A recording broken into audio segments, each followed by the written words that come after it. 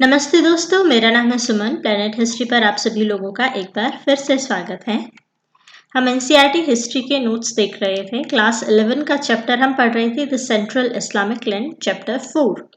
ये इस वीडियो का पार्ट 2 है। पार्ट 1 में इस चैप्टर के हम एक हाफ को देख चुके हैं। पार्ट 2 में हम सेकेंड हाफ को देखते हैं। पीपीटी नोट्स है इस स्लाइड ये वीडियो में इंग्लिश में जो नोट्स बनाए हैं मैंने, और हिंदी में मैं इनको एक्सप्लेन करूंगी। पीडीएफ डाउनलोड आप मेरे फेसबुक पेज से भी कर सकते हैं, और इस वीडियो के खत्म होने के बाद मैं डिस्क्रिप्शन बॉक्स में पीडीएफ का लिंक दी जहां से आप फ्री में डाउनलोड कर सकते हैं नोट्स को। तो चलिए आगे की तरफ बढ़ते हैं इस चैप्टर में। तो इस चैप्टर को शुरू करने से पहले मैं आप लोगों से एक बार रिक्वेस्ट करना चाहूँगी, प्लीज़ मेरी वीडियोस को लाइक, शेयर और सब्सक्राइब ज़रूर कीजिए। बहुत मेहनत लगता है, मेरी मेहनत को थोड़ा सा सफल बनाइए। ज़रूर मेरी वीडियोस को सब्सक्राइब कीजिए, मेरे चैनल को। तो सेंट्रल इस्लामिक लेंस के फर्स्ट पार्ट में हम खलीफा मोहम्मद के जन्म को, मक्का को, उनकी टीचिंग्स को, इस्लामिक कैलेंडर और 4 खलीफा, उसके बाद उमायद्स और अब्बासिद्स, ये सब हम देख चुके थे फर्स्ट हाफ में। अब हम सेकंड में आने वाले हैं, द राइज ऑफ सल्तनट्स। खलीफा के बाद सल्तनतों का उदय कैसे हुआ, उसकी जर्नी पर अब आगे बढ़ते हैं। द गजनाविद सल्तनत was established by Alptagin 961. It was consolidated by Mahmud of Ghazni. Mahmood एक जगह, वहाँ के गजनी एक जगह जहाँ के एक आदमी ने, महमूद ने, अल्पतजीन ने सबसे पहले गजनाविद सल्तनत का 961 में इसकी शुरुआत की थी। गजनाविद्स कौन थे? वो मिलिट्री डायनेस्टी थी। जैसे ट्राइब्स वगैरह भी होते थे, ये भी एक तरीके की ट्राइब्स को मिला के एक डायनेस्टी थी जो मिलिट्री डायनेस्टी थी, जिसमें ज्यादातर तुर्क्स और इंडियंस आर्म सोल्जर्स थे जो प्रोफेशनल थे। The Abbasid Khalifa were not rivals but a source of legitimacy for Ghaznavids. अब खलीफा के बाद जिस सल्तनतों का उदय हुआ था, वो सबसे पहले जिसमें गजनाविद थे, तो उन्होंने खलीफाओं को, जो इससे पहले अब्बासिद खलीफा थे, उनको अपना राइवल नहीं माना था। उनसे उनकी कोई लड़ाई नहीं थी, बल्कि उनको उन्होंने अपने सल्तनत में खुद को सुल्तान बनाने के लिए उनको एक सोर्स माना था। महमूद जो थे जिन्होंने शुरुआत की थी, वो सुल्तान का टाइटल खलीफा से लेने के लिए बहुत ही ईगर थे। वो चाहते थे कि इसके बाद सुल्तान का मतलब होता है कि यानी कि राजा एक तरीके से। The Khalifa was willing to support the Sunni Ghaznavids as a counterweight to Shiite power. और ये जो खलीफा थे, अब्बासिद खलीफा, उनको भी कोई प्रॉब्लम नहीं थी, वो भी सपोर्ट चाहते थे। गजनाविद जो सुन्नी थे, उनको सपोर्ट करने के लिए, उनको सुल्तान का टाइटल देने के लिए राजी थे। अब ये जो गजनाविद एम्पायर था, इसका जो स्ट्रेक था कहाँ तक था? ये लाहौर, काबुल, लाहौर कहाँ है आज के पाकिस्तान में, काबुल अफगानिस्तान में है, ये बुखारा, समरकंद, तेहरान, ये कहाँ है? ईरान और इराक का पार्ट है, ठीक है। और यहाँ पर तुर्कमेनिस्तान जो आज का है। तो ये जो पूरा एरिया है, ये गजनाविद एम्पायर था इन्होंने यहाँ तक फैलाया था अपना। उसके बाद आते हैं Seljuk Turks enter Turan as soldiers. अब इन्होंने, सल्जुक तुर्क्स ने तुरान में एज ए सोल्जर्स के तरीके से धीरे धीरे एंटर किया था, और उनके बाद उन्होंने अपना पावर जमाना शुरू कर दिया था। उनमें ये 2 भाई थे, तुगरिल और चगरी बेग। ये 2 भाई थे जिन्होंने सल्जुक सल्तनत की शुरुआत की थी। After the death of Muhammad, they conquered Khorasan, made Nishapur their capital. अब ये निशापुर और कहाँ पर आता है? अफगानिस्तान के पास में। कहाँ है? ईरान में निशापुर को अपना कैपिटल बनाया इन दोनों भाइयों ने। Then they moved to Western Persia and Iraq and restored Baghdad to Sunni rule. और उसके बाद इनके बाद गजनाविद के बाद बगदाद पर अपना जमाने वाले पूरा का पूरा कंट्रोल वो कौन थे? सल्जुक तुर्क्स थे। 1055 में इन्होंने पर्शिया और इराक के पार्ट्स को वापस अपने एम्पायर में ले लिया था। और उस वक्त जो खलीफा थे अल कैम, उन्होंने तुगरिल, ये जो एक भाई था इनमें से, इसको सुल्तान का टाइटल दिया, और उसके बाद इन दोनों भाइयों ने मिलकर रूल किया था।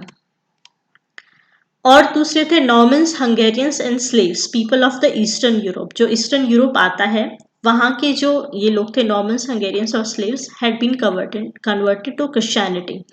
अब ये जो टाइम पीरियड था, उस टाइम तक जो ईस्टर्न यूरोप के लोग थे वो क्रिश्चियंस थे, और उसी तरफ फिर मुस्लिम्स का भी बॉर्डर पड़ता है, और Muslims alone remain as the main enemy of Christianity. अब दोनों के दोनों आपस में आपस की डायरेक्शंस में अपने एम्पायर को बढ़ाना चाहते हैं।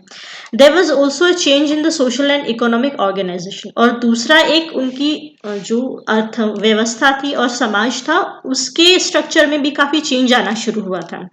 Western Europe in the 11th century which contributed to the hostility between Christian and the Islamic world, और इन changes ने, इन political, social और economic ये सारे changes हुए, इनकी वजह से क्रिश्चियंस और मुस्लिम्स में आपस में विद्रोह होने, एक दूसरे की तरफ लड़ाइयाँ होनी शुरू हो गई थी। क्रिश्चियंस स्टेब्लिश पॉलिटिकल स्टेबिलिटी, जो क्रिश्चियंस थे उन्होंने अपना जमाव जो रखा था, अपना कंट्रोल रखा था, जितने लैंड पर अपना एम्पायर जो बिछाया था, वो किस बेस पर था? उनकी इकोनॉमिक ग्रोथ जो एग्रीकल्चर और ट्रेड पर बेस थी, उसके बलबूते पर उन्होंने अपना एम्पायर खड़ा किया था। जबकि मुस्लिम्स क्या करते थे? Muslims tried the same through violence and plunder. वो क्रिश्चियंस के एरिया पर अपना जमाव चाहते थे, और क्रिश्चियन सेम वो भी अपना एक्सपेंशन चाहते थे। उनके दोनों के बस तरीके अलग थे। उसके बाद इन दोनों के बीच में जो लड़ाइयाँ हुई, क्रिश्चियंस और मुस्लिम्स के बीच में जो सीक्वेंस रहे लड़ाइयों के, उन्हें क्रूसेड्स कहा जाता है। उन लड़ाइयों को crusades were the wars fought by Christians against Muslims to free the Holly land of Palestine. Palestine का जो पूरा एरिया है जो सीरिया में पड़ता है, अभी आज के सीरिया में, उस लैंड को क्रिश्चियंस भी चाहते थे, और ऑलरेडी वो जो एरिया था वो सुल्तान्स के पास था, मुस्लिमों के पास पहले ही था 7वीं सदी से। तो अब 10वीं सदी तक, 9वीं और 10वीं सदी तक आते आते क्रिश्चियंस उस एरिया को अपने एम्पायर में मिलाना चाहते थे। On the death of Malik Shah 1092 में, जो सल्जुक सुल्तान था बगदाद के, उन जो रूलर था मलिक शाह, उसकी डेथ हो गई।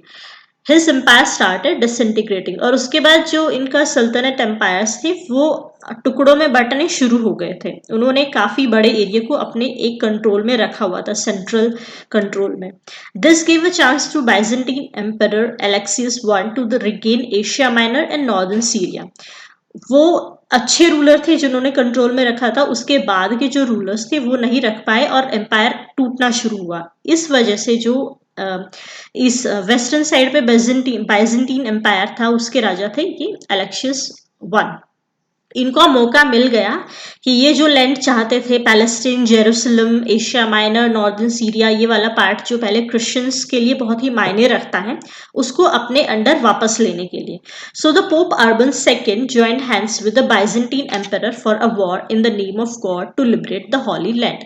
अब ये जो पोप जो अर्बन II थे, इन्होंने इस एम्परर की सहायता की, बाइजेंटीन एम्परर की, और गॉड के नाम पर लोगों को उकसाया कि अब हमें वो वापस जगह चाहिए जहां पर हमारे जो लॉर्ड क्राइस्ट थे उन्होंने रिबर्थ लिया था। वापस वहीं पर उन्होंने अपना देह त्यागने के बाद वहीं पर जन्म लिया था, वहीं से रीइंकार्नेट हुए थे। तो वो हमारे लिए बहुत ही पवित्र जगह, उसे हमें वापस लेना होगा।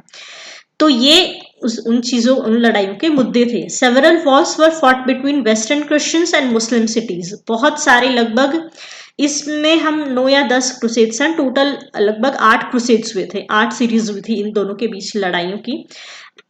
1095 से 1291 तक बहुत सारे इनके बीच में क्रूसेड्स हुए on the coastal plain of eastern Mediterranean.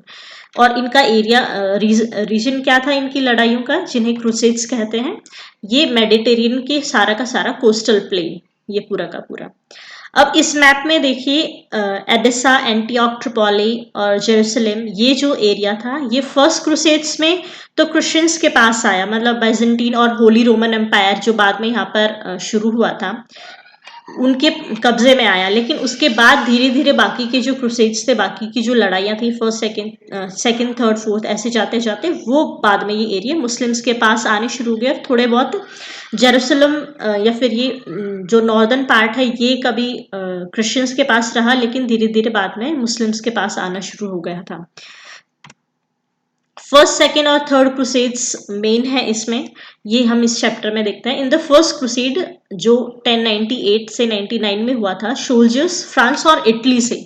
अब ये जो फ्रांस और इटली है, यहाँ से ये कहा जाता है कि ये सारे के सारे सोल्जर्स पैदल आए थे अपनी यात्रा यहाँ तक करने के लिए, एडिसा जेरूसलम इस पार्ट तक करने के लिए ये यूरोप से यहाँ तक पैदल इन्होंने यात्रा की थी। 2-3 साल बहुत लंबा समय लगा था और इनके पास कोई डायरेक्शन भी थी, कोई मैप भी नहीं था कि हमें एग्जैक्ट जाना कहाँ है। तो उस रास्ते पर वहां तक पहुंचते पहुंचते इनके रास्ते में जो भी ज्यूज आते थे या फिर मुस्लिम्स आते थे उनको ये कत्लेआम करते चले गए। ज्यूज के साथ इनकी प्रॉब्लम ये थी कि ना जो क्राइस्ट का क्रूसिफाई हुआ था, उनको जो लटकाया गया था वो ज्यूज ने किया था। तो उनके बीच में भी ऐसा था कि ये ज्यूज ने क्राइस्ट को मारा था, उनको लटकाया था, क्रूसिफाई किया था, तो इसलिए उनको भी मारते चले जाओ, ऐसा करते चले गए इस लैंड तक आते आते बीच में क्रिश्चियंस। तो ये फ्रांस और इटली से चले थे और एंटियोक को इस एरिया को आकर इन्होंने कैप्चर किया और उसके बाद जेरूसलम तक भी ये लोग बाद में आ गए धीरे धीरे। The victory was accompanied by the slaughter of Muslims and Jews in the city. धीरे धीरे मुस्लिम्स और जूस जो की सिटी थी, जो भी मिलते बच्चे बूढ़े या जवान कोई भी है, औरत है, सबको ये मार देते थे। The Franks quickly established 4 crusade states in the region of Syria and Palestine. अब ये एंटियोक, साइरस, ट्रिपोली, जेरूसलम ये जो स्टेट्स हैं ये क्रिश्चियंस ने अपने अंडर में ले ली थी। कलेक्टिवली इन एरिया को क्रूसेडर स्टेट्स कहा जाता है। आउटरिमर With the Turks captured Edessa in 1144, अब जो सेकंड क्रूसेड हुआ था, and appeal was made by a pop for the second crusade.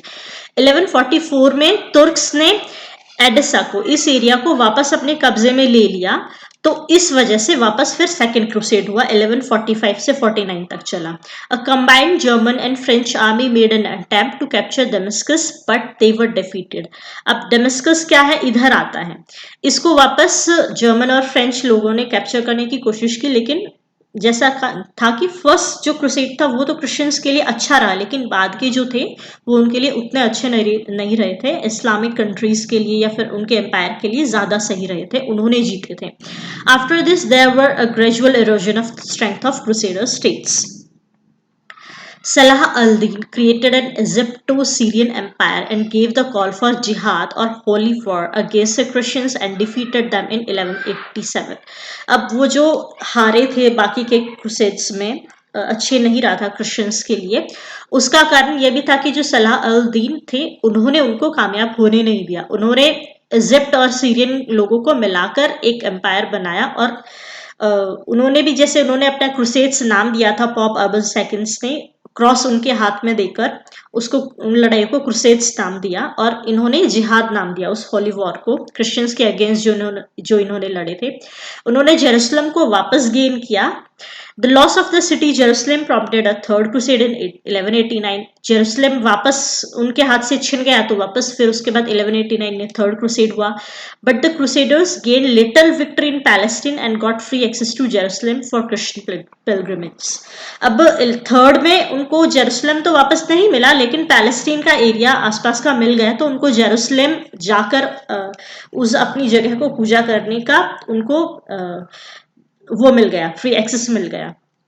The Mamluks, the rulers of Egypt, जो इजिप्ट के रूलर्स थे Mamluks, finally accept the crusading Christians from all of Palestine in 1291। और 1291 आखिर तक आते आते इजिप्ट के जो रूलर्स थे ममलुक्स थे, उन्होंने क्रिश्चियंस को पैलेस्टीन से भी खदेड़ दिया।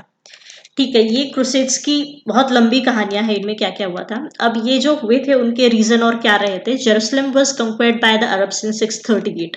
638 में अरब्स ने जेरूसलम को कंक्वेयर किया था, जीत लिया था, लेकिन उसके बाद भी वो जो जेरूसलम जगह थी वो क्रिश्चियंस के लिए उनका एक बहुत ही पवित्र स्थान था, क्योंकि वहीं पर जीसस को क्रूसिफाई होने के बाद वहीं पर कहा जाता है एक गुफा में से वो वापस निकल कर आए थे उसी जगह पर और वहीं पर उनका बहुत बड़ा और सबसे पवित्र चर्च बना हुआ है जेरूसलम में। जेरूसलम तीनों धर्मों के लिए, ज्यूज के लिए, क्रिश्चियंस के लिए और साथ साथ मुस्लिम्स के लिए, तीनों के लिए एक ही पवित्र सिटी है, जगह यहाँ पर तीनों के लिए होता है। तो आज भी यहाँ पर इन तीनों के लिए आपस में लड़ाइयाँ होती रहती है वहां पर। Christians wanted to recover Jerusalem and this was an important factor for the crusade wars. Christians वापस जेरूसलम को चाहते थे और यही क्रूसेड्स का मेन रीजन बना था बाकी रीजन्स में से।